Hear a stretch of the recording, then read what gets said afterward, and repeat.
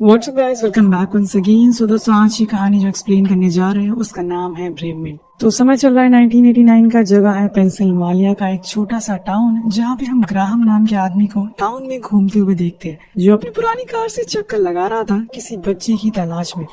लेकिन वो उसके साथ क्या करने वाला है ये हमें भी पता नहीं होता। अब कुछ ही देर में उसे मार्टिन नाम का बच्चा मिल जाए। मार्टिन को दोस्तों एक बीमारी है जिसमें इंसान को किसी भी तरीके का दर्द महसूस नहीं होता। वहीं घर के अंदर हम उसकी माँ को देखते हैं, जो एक नई केयर टेकर से बात कर रही होती है कि उसे कैसे संभालना है। इसके बाद जब वो बाहर आकर उसे चेक करती है तो वहाँ पर मार्टिन उसे नहीं दिखता। अब ये देखकर वो पूरी तरह से पागल हो जाती है, क्योंकि मार्टिन के अलावा उसका इस दुनिया में कोई भी नहीं था। वहीं हम ग्राहम को देखते हैं, जो मार्टिन को एक अबैंडन घर में लेकर जाता है, जहाँ हम एक यंग लड़की को काफी बुरी हालत में देखते हैं, जिसे ग्राहम ने पहले ही बंदी बनाया हुआ था। अब वो उस लड़की को मार्टिन के सामने ही चाकू से बड़ी बेरहमी से मार डालता है, जिसे देखकर वो छोटा बच्चा इतना डर जाता है कि उस जगह से बाहर भाग जाता है। अब ग्राहम उसे वापस खींच कर अंदर लाता है। तो दोस्तों, ये कहानी का इंट्रो होता है। अब सीन शिफ्ट होता है 5 साल बाद, जहां हम एलिसन नाम की लड़की को देखते हैं, जिसकी मॉम डैड की कुछ दिन पहले एक्सीडेंट में मौत हो गई है, जिस वजह से वो अपने अंकल जॉनथन के पास रहने के लिए आई है। उसके अंकल अपनी वाइफ एलेक्स और अपनी बेटी विंडी के साथ यहाँ बहुत समय से रह रहे। वो लोग एलिसन का काफी अच्छे से वेलकम करते हैं, ताकि उसे अपने मॉम डैड की कमी ना खले। वहीं दूसरी तरफ हम एक टीनेजर गर्ल को कैफे में काम करते हुए देखते हैं। अब उसकी शिफ्ट खत्म होने के बाद वो घर के लिए निकल रही होती है, लेकिन तभी ग्राहम अपनी कार उसके पीछे लगा देता है। अब उस लड़की के बार बार कहने पर भी वो कार को नहीं हटाता, इसके वजह से उसे उतर कर उसके पास जाना ही पड़ता है। पर यहाँ वो गलती कर देती है, क्योंकि जब तक वो कार में थी वो सेफ थी। वो जैसे ही कार से उतरती है, ग्राहम उसे भी उठा लेता है और जाकर उसी घर में हुक से टांग देता है, जैसे कि वो कोई जानवर हो। अब यहाँ पहली बार उस घर के बाहर लगे बोर्ड को देखते हैं, जो असल में एक फार्म था, जो पहले ग्राहम के डैड चलाया करते थे, पर अब यहाँ वो कुछ उल्टा ही काम करता फिर रहा है। नेक्स्ट डे मॉर्निंग में हम नोटिस करते हैं कि उसके पास और भी लड़कियां हैं जिसे ग्राहम ने मारा है, पर ऐसा वो क्यों कर रहा है ये आपको थोड़ी देर में पता चल जाएगा। सीन कट होता है एलिसन पर, जो मॉर्निंग वॉक कर रही थी, और कुछ ही देर बाद वो अबैंडन फार्म के बाहर से होकर गुजरती है, तो उसे उसकी विंडो पर मार्टिन खड़ा हुआ मिलता है। उसे देखकर रुक जाती है कि आखिर ये बच्चा इस कबाड़ में क्या कर रहा है, लेकिन बाद में उसे इग्नोर करके आगे बढ़ जाती है। अब उसके जाने के बाद ग्राहम मार्टिन को हटा लेता है। दरअसल उसका ये हर रोज का रूटीन होता है, ताकि जो भी लोग यहाँ से गुजरे वो मार्टिन को देखकर रुक जाए और वो बड़ी ही आसानी से उसे अपना शिकार बना सके। अब मार्टिन को एक चारे की तरह वो इस्तेमाल कर रहा था। अब एलिसन वॉक करते हुए काफी दूर आ चुकी थी, तो हेडफोन के चक्कर में उसे पीछे आते हुए ट्रक का हॉर्न भी सुनाई नहीं देता, जिससे उसकी जान जाते जाते बचती है। अब अगली पल उसे दूर खड़ा सैम नाम का लड़का उसे देख लेता है, जो उसकी हेल्प के लिए उसके पास आता है। वो अपने घर से काफी दूर आ चुकी थी, तो सैम उसे लिफ्ट के लिए पूछता है। एलिसन पहले सोचती है कि अनजान से लिफ्ट क्यों लेना, पर थोड़ी देर बाद वो उसकी बाइक पर बैठ जाती है। अब रास्ते में उन दोनों में काफी बातें होती है, जिसमें वो अपने मॉम डैड के बारे में भी उसे बताती है कि कैसे उनका एक्सीडेंट हो गया था। यहाँ इन दोनों की दोस्ती हो जाती है और कुछ देर बाद उसका घर आ जाता है, तो एलिसन को ड्रॉप करके वहाँ से चला जाता है। लेकिन जॉनथन उसे सैम के साथ देख लेता है, जो कि उसे कुछ खास पसंद नहीं आता। दूसरी तरफ आज एक बार फिर ग्राहम मार्टिन के सामने एक लड़की को मार रहा था, पर वो डर के मारे वहाँ से भागकर एक रूम में छुप जाता है, जहाँ हम देखते हैं कि वहाँ की दीवारों पर बुल्स के स्केलेटन होते हैं, जो खुद ग्राहम ने लगाए हुए थे, क्योंकि उसे अपने ही बुल्स को मारना पसंद नहीं है, इसलिए उन्हें उनकी निशानी के लिए उनका कंकाल यहाँ पर लगा दिया।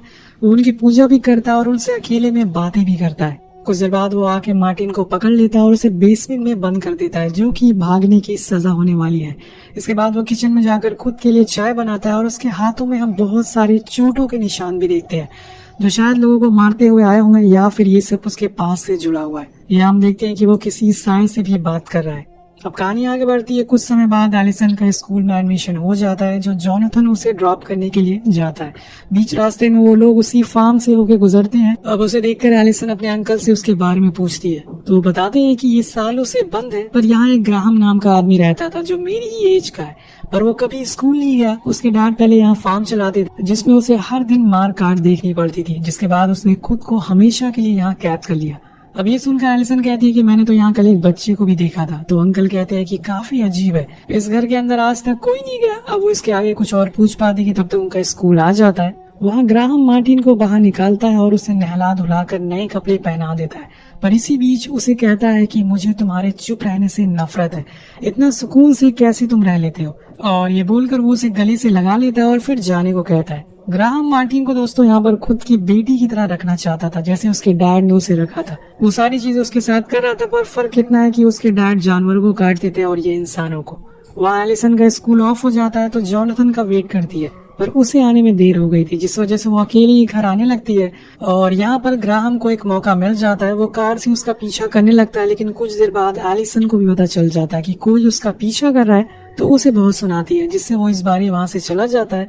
और कुछ ही दूरी पे उसे सैम मिल जाता है जो कार को ठीक कर रहा था, जिसके साथ वो बातें करने लगती है। लेकिन तभी सैम के डैड व्हील चेयर से गिर जाते हैं, जिसे देखने वो दोनों घर के अंदर जाते हैं। लेकिन दोस्तों वहाँ उसके डैड का बिहेवियर थोड़ा अजीब होता है, जिसे देखते हुए एलिसन घर से निकल जाती है। अब बीच में उसे एक बार फिर से वही फार्म दिखता है, लेकिन इस बार वहाँ मार्टिन नहीं बल्कि ग्राहम खुद खड़ा हुआ था, जो एलिसन को बहुत ही अजीब तरीके से देख रहा होता है। अब वो उसे इग्नोर करके घर आ जाती है। अब सीन शिफ्ट होता है मार्टिन पर, जिसके सामने वही लड़की थी जिसे ग्राहम ने हुक किया हुआ था। वो उसकी तरफ चाकू लेके बढ़ता है, पर उसे भीख मांगती है कि उसे छुड़ा दे। अब मार्टिन सिर्फ 10 साल का था, किसी को तकलीफ में देखकर हर कोई उसकी हेल्प करना चाहेगा, तो यहाँ वो भी ऐसे ही करता है।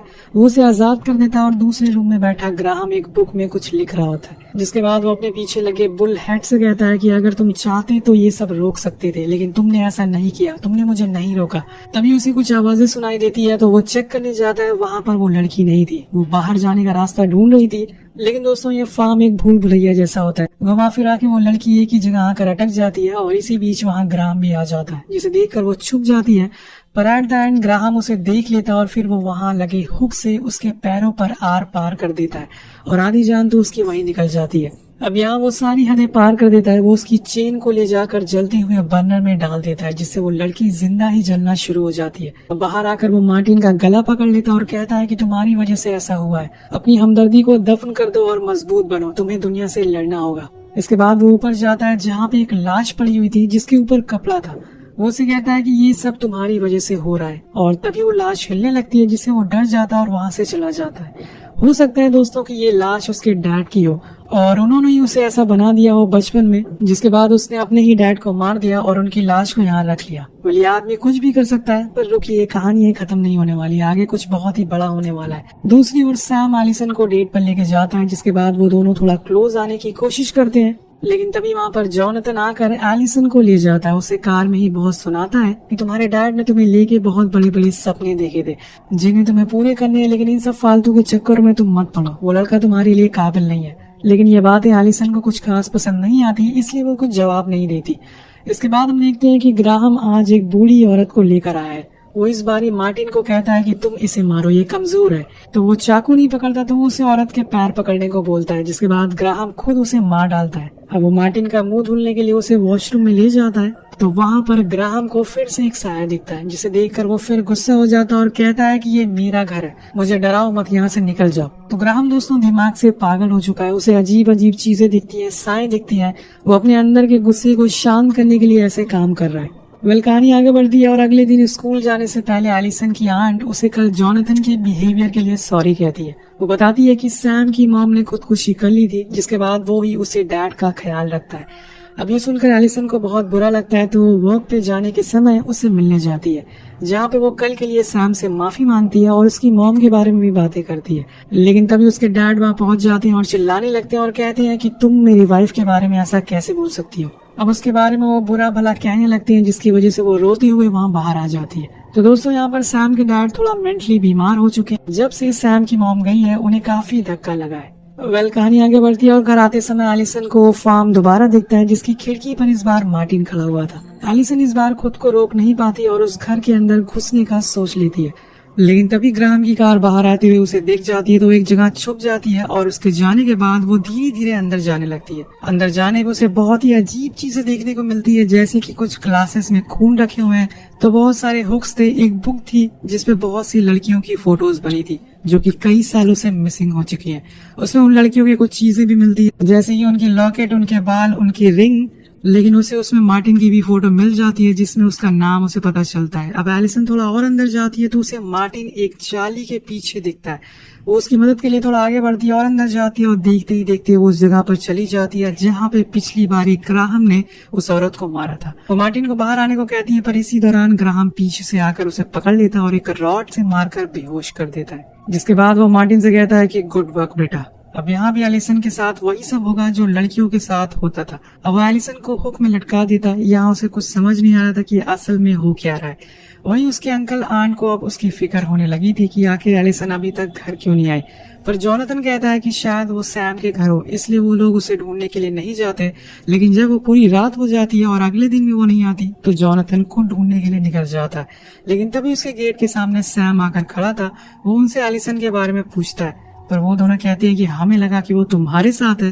तो वो कहता है कि नहीं, हमारी कल रात लड़ाई हो गई थी और वो वहां से चली गई थी। अब यहाँ जोनाथन को गुस्सा आने लगता है तो वो सैम को धक्का देकर खुद कार लेके निकल जाता है। पर काफी दूर चलने के बाद उसे वो कहीं नहीं देखती और उसी दौरान उसके दिमाग में वो फार्म वाली बात आती है जिसके बारे में एलिसन उसे कई बार पूछा करती थी। तो उसे लगता है कि शायद वो उस बच्चे के लिए अंदर गई हो जिसके बारे में वो बातें कर रही थी। इसलिए वो फौरन ग्राहम के घर जाता है और एलिसन से उसके बारे में पूछने लगता है। अब उसकी आवाज सुन के एलिसन अंदर से चिल्लाने लगती है, पर वो उसके मुंह पर पट्टी बांध देता है और खिड़की से जोनाथन से कहता है कि यहाँ कोई नहीं है, तुम यहाँ से चले जाओ। लेकिन वो अंदर जाकर चेक करना चाहता था। इसी बीच एलिसन की पट्टी खुल जाती है और वो जोर जोर से चिल्लाती है, अंकल मैं यहाँ पर हूँ। अब जोनाथन को शक हो जाता है, लेकिन वो अंदर आए उससे पहले ही ग्राहम उसे शूट कर देता है और उसे जान से मार देता है। और जिसके बाद अंदर आकर वो एलिसन को बहुत मारता है और उसे घसीटते हुए ले जाकर एक फ्रीजिंग रूम में बंद कर देता है। वहीं बाहर सैम अब एलिसन को ढूंढने के लिए निकल पड़ा था। अब बीच में उसे अंकल जोनाथन की कार मिलती है जो ग्राहम के घर के बाहर खड़ी थी। तो उसे लगता है कि शायद वो यहीं पर हो। अब वो भी उस घर के अंदर जाने लगता है, पर इस बार ही उसे ग्राहम देख लेता है। वो अंदर जाता है। वहीं नीचे फ्रीजर में एलिसन को अब ठंड लगना शुरू हो जाती है, पर उसे ज्यादा देर उसे वहाँ रखी हुई अजीब सी चीजों से डर लग रहा था। वहाँ पे कुछ लोगों के शरीर के टुकड़े मौजूद थे और एक तो लड़की की लाश पड़ी हुई थी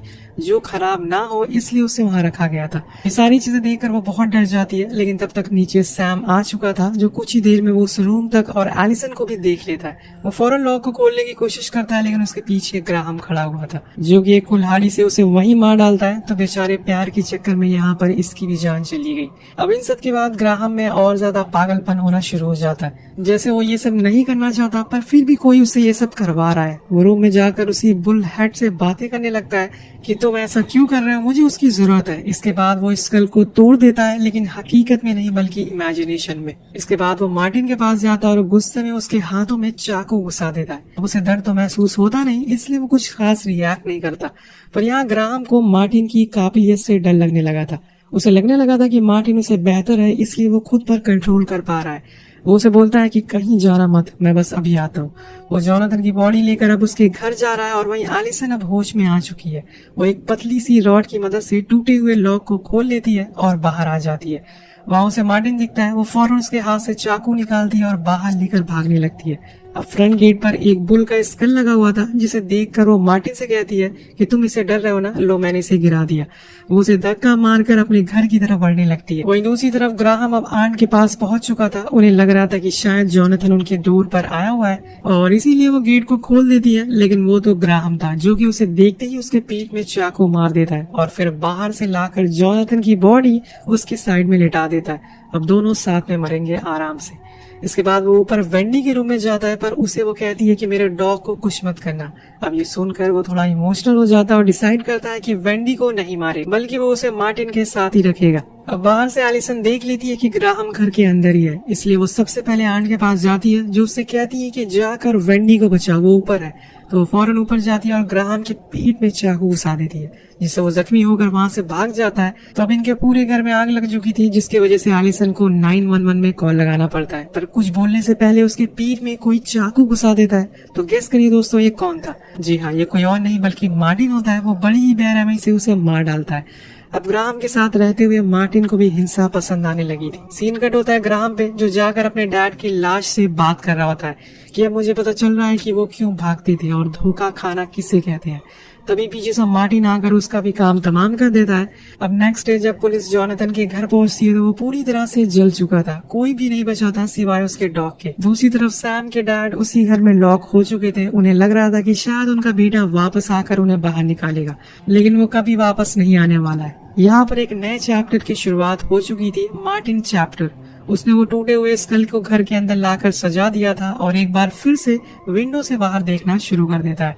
यानी कि ये साइकिल नहीं रुकने वाली है। जो काम ग्राहम ने शुरू किया था वो मार्टिन आगे बढ़ाए और इसी के साथ ये कहानी खत्म हो जाती है। तो आपको कहानी कैसे लगी नीचे कमेंट करके जरूर बताएगा। इस वीडियो पे एम करती है 400 कमेंट का, कमेंट जरूर करेगा। मिलते हैं आपसे वीडियो में, पीस आउट।